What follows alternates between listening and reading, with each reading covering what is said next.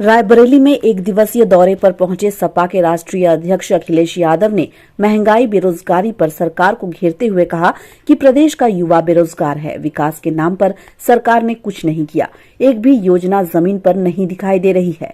हाल ही में रायबरेली में सोमू ढाबा गिराए जाने को भाजपा की तानाशाही बताते हुए उन्होंने कहा कि क्या रायबरेली में और बिना नक्शे के निर्माण नहीं है। साथ ही डिप्टी सीएम केशव प्रसाद मौर्य को बताया बिना बजट का मंत्री, जिनको स्टूल और कुर्सी में फर्क ही नहीं पता। उन्होंने अपने मुख्यमंत्री बनाए जाने के ऑफर पर खुद ही चुटकी लेते हुए कहा कि उनके पास एक भी विधायक नहीं है। पहले गंगा नदी पर आरती और दिए होते थे, अब विदेशियों को घुमाने के लिए गंगा पर ये चलाया जा रहा है। अखिलेश यादव ऊंचाहार के सपा विधायक मनोज पांडे जी की मां की पुण्यतिथि में पहुंचे थे। वहां वो सोमू ढाबा के मालिक के परिजनों से मिले और कहा कि आपके साथ अन्याय हुआ है, हम आपके साथ हैं। सपा सरकार में आने के बाद आपको न्याय दिलाएगी।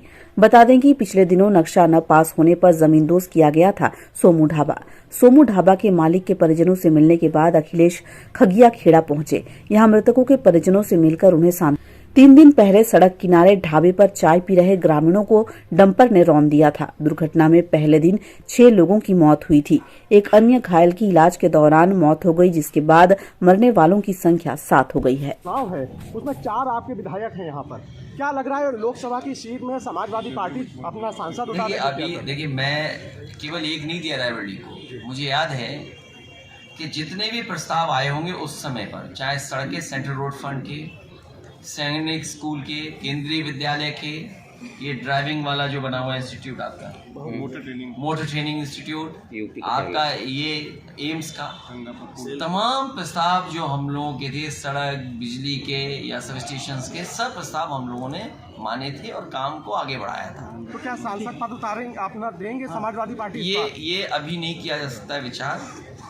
ये विचार होगा जब चुनाव आएगा उस समय। सर, अमित शाह और जेपी नड्डा पूर्वांचल के दौरे पर हैं, किस नजरिए से देख रहे हैं इसको? वो बताने आ रहे होंगे कि कितनी नौकरियां उन्होंने दी हैं और कितना पूर्वांचल का विकास किया है। सर, ये जितने लोग दौरे पे आ रहे हैं, ये इन्वेस्टमेंट बताएंगे कि पूर्वांचल में क्या क्या कारखाने लग गए हैं पिछले 6 साल में और कितने लोगों को नौकरी मिल गई। गठबंधन रहेगा कांग्रेस होंगे इनके पास। अब सोचिए, जो डिप्टी सीएम हो, जिनके पास बजट नहीं हो। अभी कल परसों मुझे पता लगा, अखबार मैंने पढ़ा कि उसमें इन्होंने एम्बुलेंस खरीदी थी, गड्ढा भरने की एम्बुलेंस। सोच सकते हो आप, एक गड्ढा भरने की एम्बुलेंस खरीदी थी। वो एम्बुलेंस ही नहीं चल रही है जब वो पीडब्ल्यूडी मिनिस्टर थे। सोचिए कितने बजट के मालिक थे। और आज जिस विभाग में है उसका अपना कोई बजट नहीं है। तो बताइए, उनका प्रमोशन हुआ है या डिमोशन हुआ है? लेकिन उन्हें तो यही नहीं पता है कि स्टूल क्या होता है, कुर्सी क्या होती है। अगले सर, एक लास्ट सर, आपकी सरकार थी,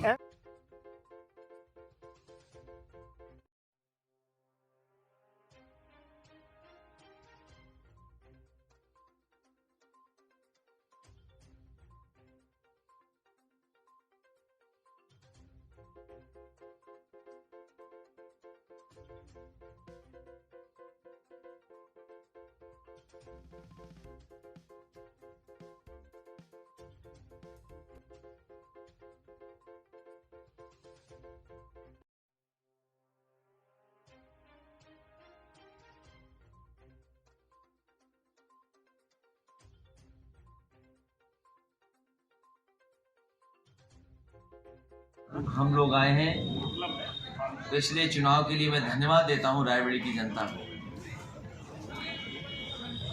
कि जिसने हमें बड़ी संख्या में सीटें जिताने का काम किया। कुछ ही सीटें पीछे रह गए, वरना 100% समाजवादी पार्टी यहाँ पर जीत गई थी। मैं यहाँ की जनता का धन्यवाद देता हूँ। मनोज जी हमारे साथ सदन में हैं, बहुत बड़ी भूमिका है। और जिस सदन में सरकार बहुमत की हो, उस सदन में अपनी बात को रखना और जो परंपराएं उनको निभाना, मनोज जी हमारे साथ लगातार जो विधानसभा की कार्रवाई उसमें सहयोग कर रहे हैं। सरकार नहीं बनी, सरकार बनी होती तो समाजवादी पार्टी का जो घोषणा पत्र था वो पूरा का पूरा लागू होता। और आज जब हम परिस्थितियां देखते हैं, इस भारतीय जनता पार्टी की 2 सरकारों के चरम सीमा पर महंगाई है, चरम सीमा पर बेरोजगारी है, न्याय की कोई उम्मीद नहीं कर सकता। किसान को जब डीएपी खाद की ज़रूरत है, किसान को उपलब्ध नहीं हो पा रही।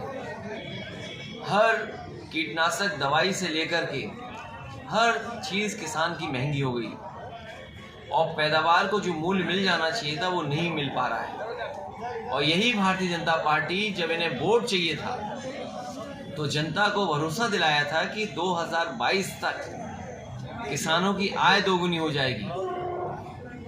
हमारा आपका कैलेंडर बदल गया, 2023 आ गया, लेकिन भारतीय जनता पार्टी अभी भी 2022 में ही है और उनके लिए 2022 आएगा ही नहीं, क्योंकि अगर 2022 उनका आ जाएगा तो उन्हें किसानों का आय दोगुनी कैसे होगी उसका जवाब देना पड़ेगा।